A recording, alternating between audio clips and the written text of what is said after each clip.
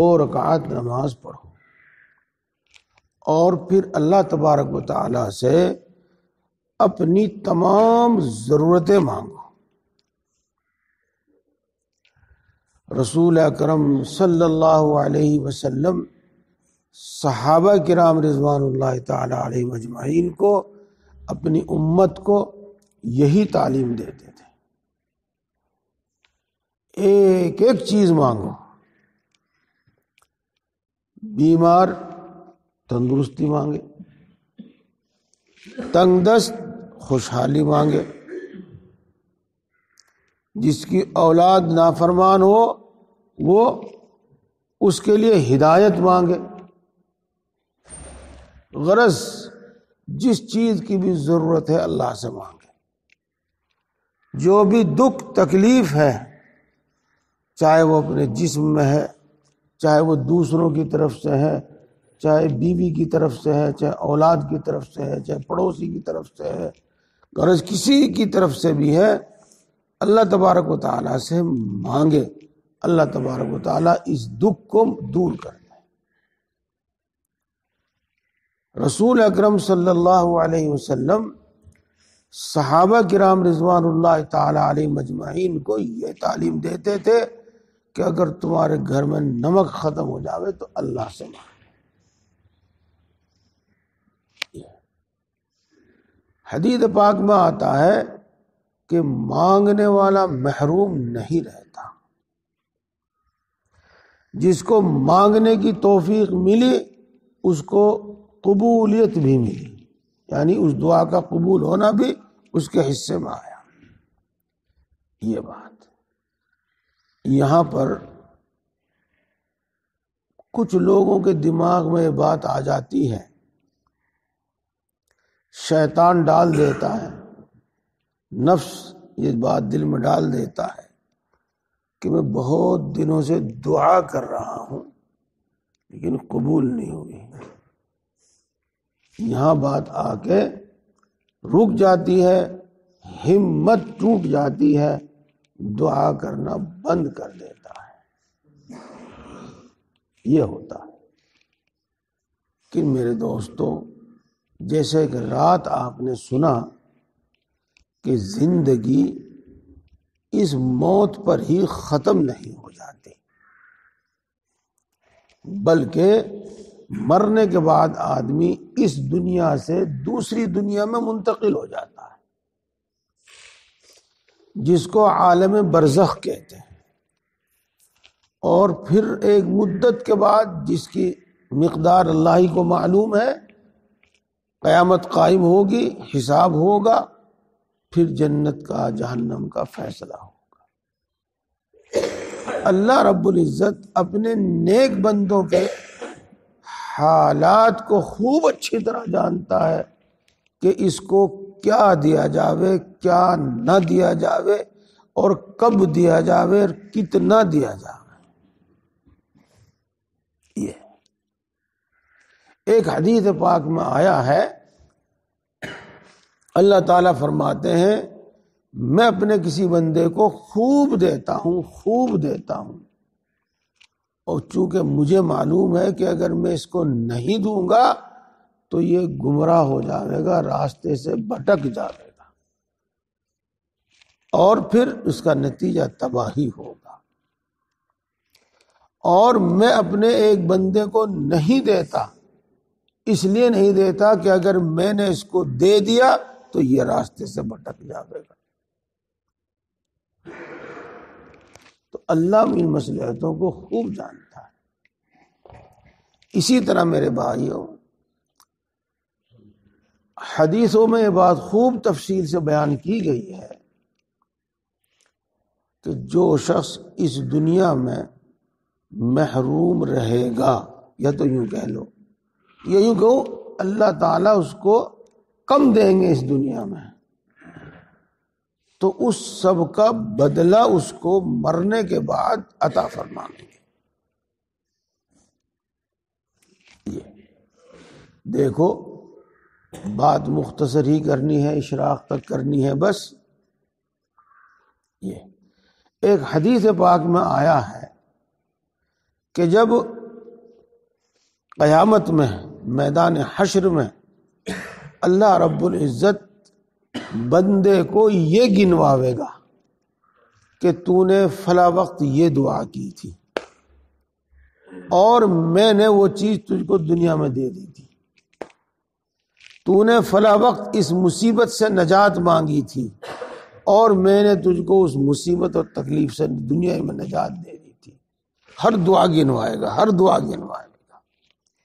اس کے بعد پھر فرماویں گے اللہ رب العزت کہ تو نے فلاں وقت یہ دعا کی تھی اور اس کا اجر و انعام یہ لے. تو نے فلاں وقت دعا کی تھی اور دنیا میں اس کا کوئی اثر تو نے نہیں دیکھا تھا، اب اس کا اجر و انعام یہ لے. تو بندہ اس وقت تمنا کرے گا کہ کاش دنیا میں مجھے کوئی دعا قبول ہی نہ ہوئی ہوتی. ہم جو ہیں صرف اس زندگی، اس دنیا کی زندگی کو سامنے رکھ کر فیصلے کرتے ہیں، حالانکہ اب یہ انسان ختم نہیں ہوگا، اس دنیا سے عالم آخرت میں منتقل ہو جائے گا اور وہاں ہمیشہ رہے گا. ایک بات تو یہ سمجھ، اسی ساتھ کی میں دوسری بھی بات پہلے اسی کو بتاؤں. جن لوگوں نے تجربہ کر لیا وہ تو میری بات کو فوراً مان لیں گے، اور جن کو تجربہ ابھی تک نہیں ہوا وہ میری بات بغیر دلیل کے مان لیں. انشاءاللہ کچھ دنوں کے بعد انہیں خود تجربہ ہو جائے گا. وہ تجربہ کیا ہے؟ دیکھو، ایک بیمار تو وہ ہے جو اللہ سے تندرستی نہیں مانگتا، تو اس کے دل دماغ میں اتنی بے چینی، اتنی پریشانی رہتی ہے کہ وہ اپنے دکھ تکلیف سے اتنا پریشان نہیں جتنا اپنے اس خیال سے پریشان ہے کہ میں بیمار ہو گیا، میں چارپائی پہ پڑ گیا، میرا اتنا خرچ ہو گیا، میں کسی قابل نہیں رہا. ان خیالات سے وہ جتنا پریشان ہے اتنا وہ اپنے دکھ تکلیف سے، اپنی بیماری سے پریشان نہیں. اور ایک وہ شخص ہے جو بیمار ہے، تندرستی نہیں ہو رہی ہے، لیکن اللہ سے تندرستی مانگتا رہتا ہے اور اس کو مل بھی نہیں رہی ہے. تو اس کے دل دماغ میں اتنا چین اور سکون ہوتا ہے، اتنا چین اور سکون ہوتا ہے کہ بعض مرتبہ، ہمیشہ نہیں، بعض مرتبہ اس کو اپنی اس بیماری اور تکلیف پر خوشی ہوتی ہے. آپ کہیں گے بیماری تکلیف پر خوشی؟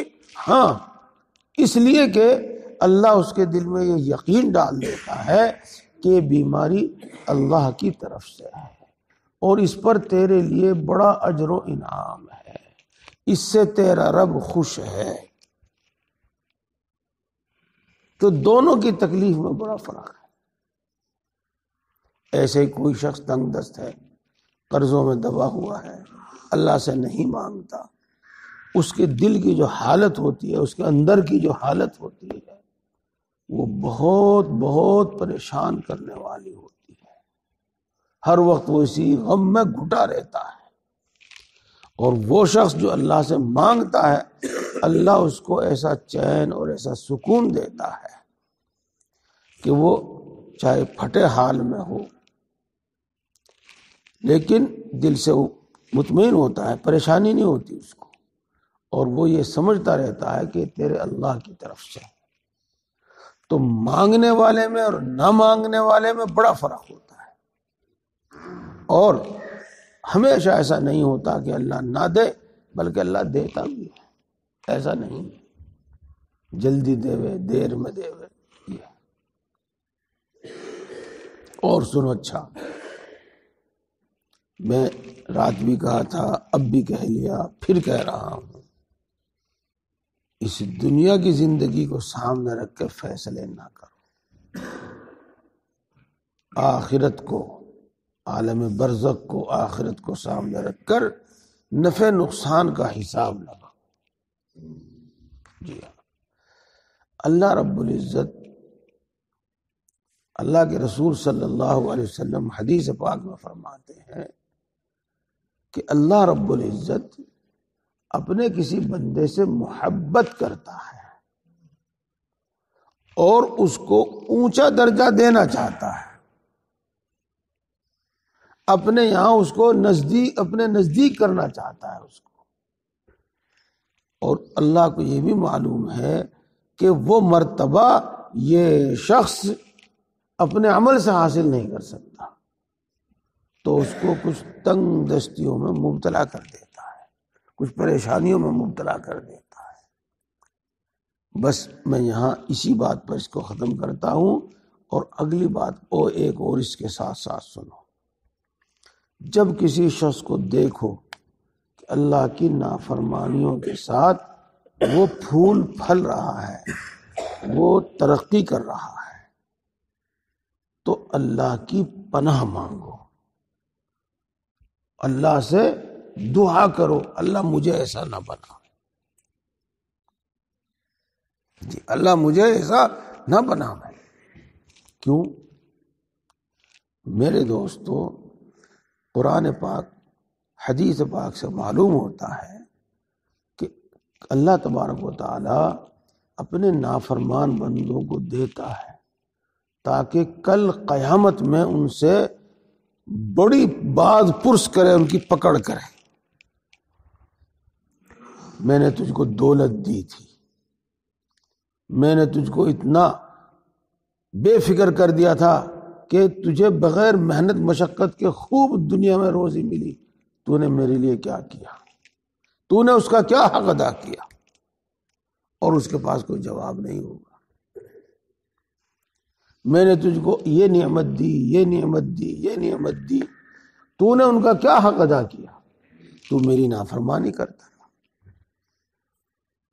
تو وہ نعمت اس کے لیے اچھی چیز نہیں ہے، اچھی چیز نہیں۔ اسی طرح میرے دوستو، حدیث پاک میں ہی آتا ہے، اللہ تبارک و تعالی جب کسی کو تباہ کرنا چاہتا ہے، اور اللہ کسی کو تباہ نہیں کرتا، جب بندے کے اعمال اس طرح کے ہو جاتے ہیں کہ اللہ کے یہاں اس کی سزا متعین ہو جاتی ہے کہ اب بس اس کو اس کی سزا دینی ہے، تو وہ اس کو گناہوں کے سامان خوب دے دیتا ہے، خوب دولت دے دیتا ہے، خوب لوگوں کی میں عزت بڑائی دے دیتا ہے، اور وہ پھر جی بھر کر گناہ کرتا ہے، گناہ کا سب سامان اس کے پاس ہوتا ہے، اور پھر اللہ پکڑتا ہے، خوب پکڑتا ہے۔ اس واسطے اس پر بالکل نظر نہ کرو میرے بھائیوں، بلکہ نظر اس پر کرو کہ میں کیا کر رہا ہوں، میں کیا کر رہا ہوں، اللہ کی فرما برداری کر رہا ہوں یا اللہ کی نافرمانی کر رہا ہوں، گناہوں میں مبتلا ہوں، گناہ چھوڑ رہا ہوں، اللہ کی عبادت کتنی کر رہا ہوں، کتنی چھوڑ رہا ہوں، اس کی فکر کرو۔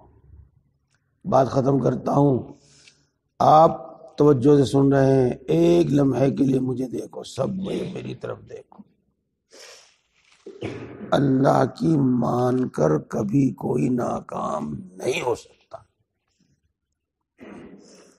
دین پر چل کر کبھی کوئی ناکام نہیں ہو سکتا، اس کو دل میں جما لو۔ نتیجہ کب سامنے آئے گا؟ پورا نتیجہ تو مرنے کے بعد ہی سامنے آئے گا۔ بس اس بات کو ختم کر دو، لہذا بالکل نا امید نہ ہو، اور 2 رکعت نماز حاجت پڑھو روزانہ، اور اللہ سے مانگو، فرض نماز پڑھو، اور فرض نمازوں کے بعد سنتیں اور نفل اطمینان سے پڑھو، اور پھر اللہ سے مانگو۔ ایک تو امام صاحب مانگتے ہیں، فرض پڑھنے کے بعد مختصر سی دعا مانگنی چاہیے امام کو، اور پھر مقتدی جن نمازوں کے بعد سنت نفلیں ہیں ان میں سنت نفلیں پڑھ کر پھر اللہ سے مانگے، اور خوب مانگے، دعا میں کمی نہ کریں۔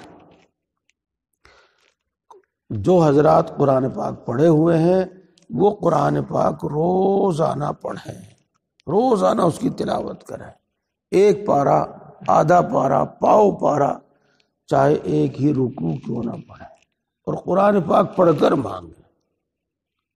یہ آپ کو میں وہ موقع بتا رہا ہوں جن میں خاص طور سے بندے کی دعا قبول ہوتی ہے۔ یہ غرض خوب مانگیں، اور یہ عمل میں نے آپ کو ایسا بتایا جس کو پڑھا لکھا بھی، ان پڑھ بھی، بوڑھا بھی، جوان بھی سب کر سکتے ہیں، سب کر سکتے ہیں۔ اور اس کے علاوہ چلتے پھرتے اٹھتے بیٹھتے یا اللہ یا رحمان یا رحیم یہ پڑھتے رہا کرو۔ بسم اللہ الرحمن الرحیم میں اللہ کے یہ تینوں نام آ گئے اور ہم سب کے سب مسلمانوں کے یاد ہیں یہ، تو یہ پڑھتے رہا کرو، یا اللہ یا رحمان یا رحیم۔ انشاءاللہ دل کا چین، سکون، اللہ کی طرف دھیان ہو رہے گا، اور اللہ مرادیں بھی آسانی سے پوری کرے گا، اللہ ضرورتیں بھی آسانی سے پوری کرے گا۔ اسی طریقے سے چلتے پھرتے یا حی یا قیوم، یہ تو اتنا ہی پڑھا لیا کرو، یا حی یا قیوم برحمتک استغیث یہ پڑھا کرو۔ انشاءاللہ ضرورتیں پوری ہونے میں مدد ملے گی، مشکلیں آسان ہونے میں مدد ملے گی، اور اس دعا کی، یہ اللہ کے ان ناموں کی، یا حی یا قیوم برحمتک استغیث، خاصیت ہے دل سے رنج غم کا دور ہونا، اس لیے یہ کثرت سے پڑھا کرو۔ ایک بات تو میں نے آپ کو یہ بتا دی، اور اس پر انشاءاللہ ہم عمل کریں گے، اور بالکل ہمارا ہی اس میں فائدہ ہے۔ بس اتنا کہہ دوں جو حدیث پاک میں آیا ہے کہ بعض لوگ دعا میں جلدی مچانے والے ہیں اور اللہ ان کی دعا قبول نہیں کرتا۔ اور جلدی مچانے والے کون ہیں؟ وہ کہ وہ دعا کرتے ہیں اور پھر یوں کہتے ہیں کہ ہم نے دعا کی تھی قبول نہیں ہوئی، تو جلدی مچانے والے نہ ہو۔ اب اس کے ساتھ ایک بات اور سن لو، بس پھر میں بات ختم کر دیتا ہوں۔ ہر نماز کے بعد ایک مرتبہ آیت الکرسی پڑھ لیا کرو، اور کم از کم ایک مرتبہ قل هو اللہ احد، قل اعوذ برب الفلق اور قل اعوذ برب الناس پڑھ لیا کرو۔ ہاتھ پہ یہ چیزیں پڑھ کے ہاتھ پہ دم کر کے پورے جسم پہ پھیر لیا کرو۔ جادو، ٹونا ٹوٹکا، نظر بد، نظر لگنا جس کو کہتے ہیں، ان سب چیزوں سے حفاظت ہے، دشمنوں سے حفاظت ہے، بیماریوں سے حفاظت ہے۔ میں نے اپنے بزرگوں کو ہمیشہ دیکھا ہے کہ نماز کے بعد وہ یہ عمل کرتے تھے، اور سنت بھی ہے، سنت بھی ہے، حدیث پاک میں بھی اس کی ترغیب دی گئی ہے، یہ کیا کریں۔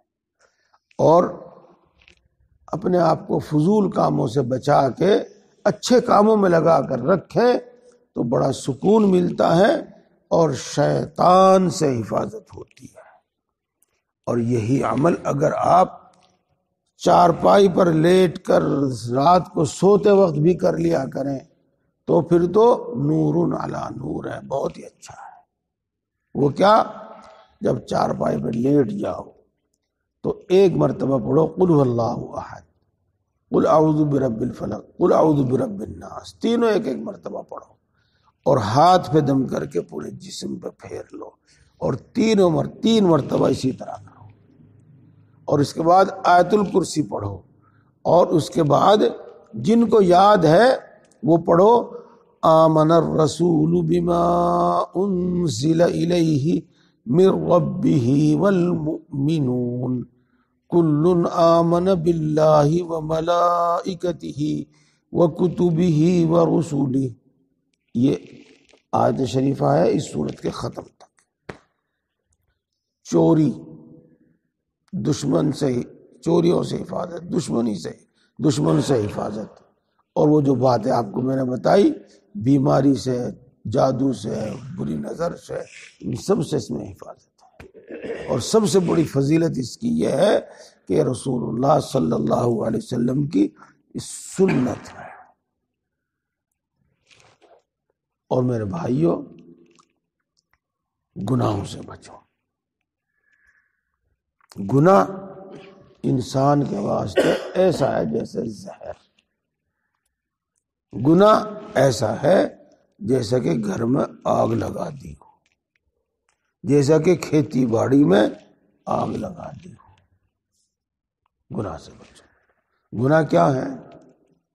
اللہ کا شکر ہے، اللہ کا فضل ہے، بڑے بڑے گناہوں سے تو ہم بچے ہوئے ہیں. پھر بھی کچھ گناہ ایسے ہیں جن میں ہم مبتلا ہیں. جن میں سے ایک ہے جھوٹ، جن میں سے ایک ہے دھوکے سے بات کرنا. ہمارے گاؤں میں کیا انگلی میں انگلی چڑھا کے بات کرنا. ہاں، دھوکے سے بات کرنا، فریب دینا. ایسا مت کرو. دوسرے کے مال پر للچائی ہوئی نگاہ مت رکھو. کسی کا برا مت چاہو. کیا کہا میں نے؟ برا مت چاہو. برا کرنے والی بات تو بہت دور کی ہے. کسی کا برا کرنا وہ تو بہت دور کی بات ہے، وہ تو بہت بڑا گناہ ہے.